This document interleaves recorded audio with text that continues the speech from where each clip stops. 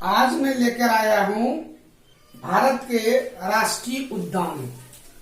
विभिन्न प्रकार के राष्ट्रीय उद्यान मैं ये वीडियो आज आपको लेकर आया हूँ।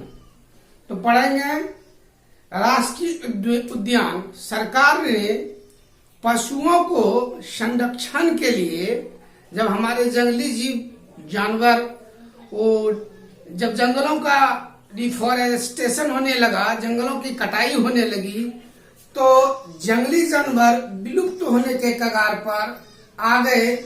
इसलिए इनको संरक्षण के लिए सरकार ने जो है एक लॉ नियम बनाया, कानून बनाया और उद्यान बना करके उसको संरक्षित किया गया।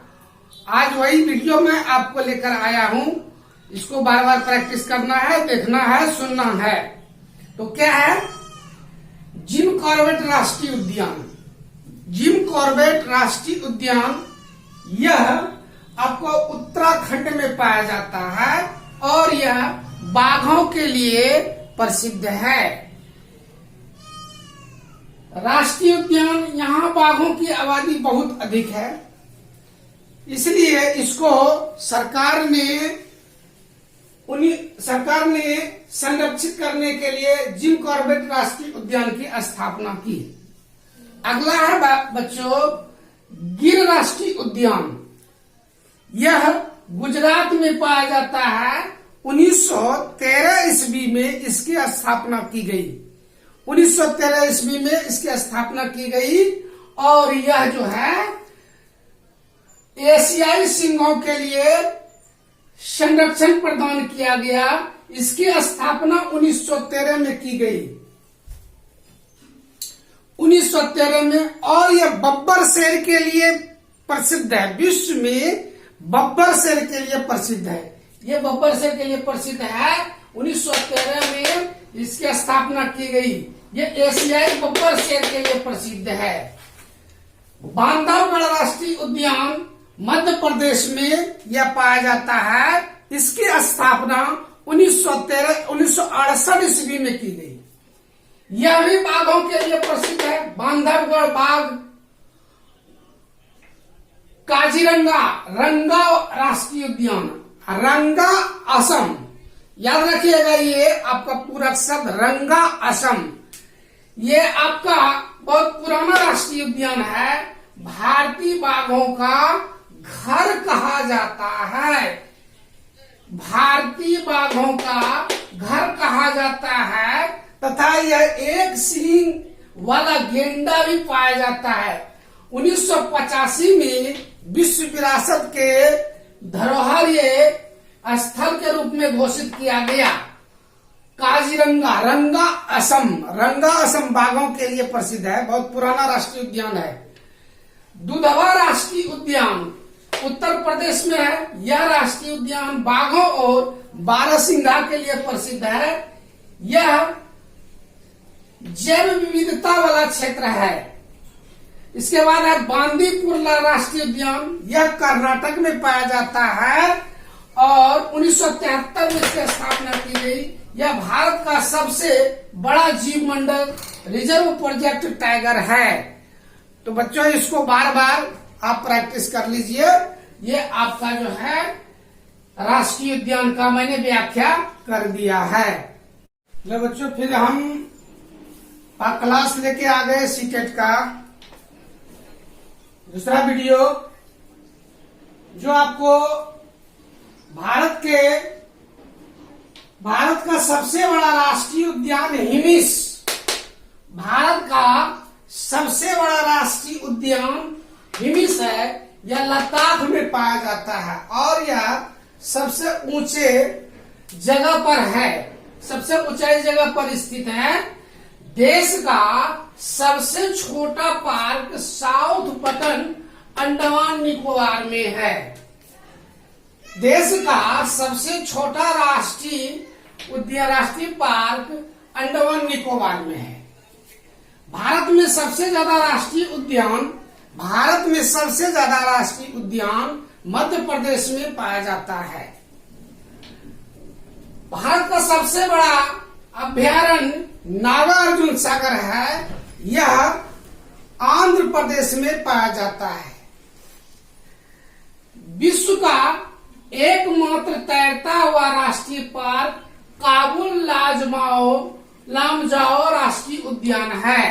विश्व का यानी पूरे विश्व में सबसे तैरता हुआ राष्ट्रीय उद्यान काबुल लामजाओ में है।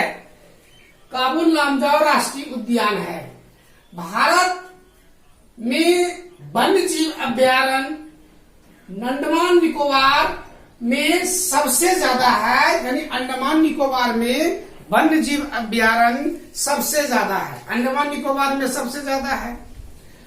अब आइए हम आपको बता रहे हैं ब्रेल लिपि, ब्रेल स्क्रिप्ट। ये ईवीएस का जो है ये भी एक पार्ट है। ब्रेल, लुइस ब्रेल फ्रांस के थे। 5 साल की उम्र में औजार से खेलते हुए अपनी आंखों की रोशनी खो दी। किसी किसी किताब में 3 साल भी दिया गया है। पढ़ाई में बहुत रुचि थी, या पढ़ने लिखने के लिए सोचने लगे। इसको दिक्कत हो गया, जब आंख की रोशनी चली गई तो दिक्कत हो गया, लेकिन पढ़ने में रुचि थी। ये कहा गया है कि कोशिश करने वालों की कभी हार नहीं होती। कोशिश करने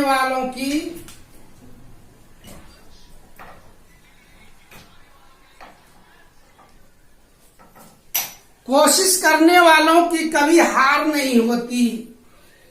अब एक कहानी में कह रहा हूं कि अब्दुल कलाम जो हमारे राष्ट्रपति थे, बहन भाई में 5वें नंबर पर थे, और अपनी पढ़ाई का खर्चा जब उनको नहीं पूरा होता था तो वे सवेरे सवेरे अखबार बेच करके पढ़ाई का खर्च पूरा करते थे।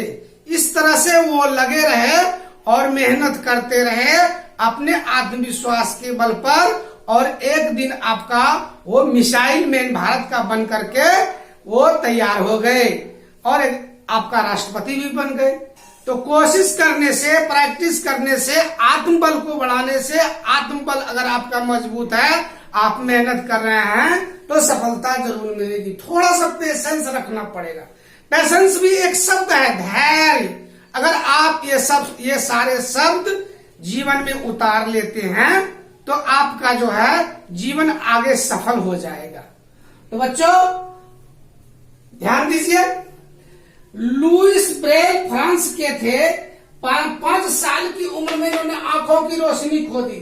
पढ़ाई में रुचि नहीं थी, या पढ़ने लिखने के लिए सोचने लगे। कितनी रोचक कहानी है।